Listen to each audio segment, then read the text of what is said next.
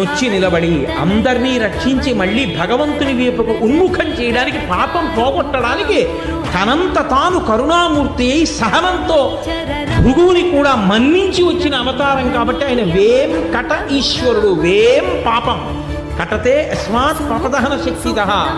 ఆ పాపమును తొలగించగలిగినటువంటి శక్తి, ఆ ఈశ్వర తేజస్సు ఒక చోట రాశీభూతమై నిలబడింది.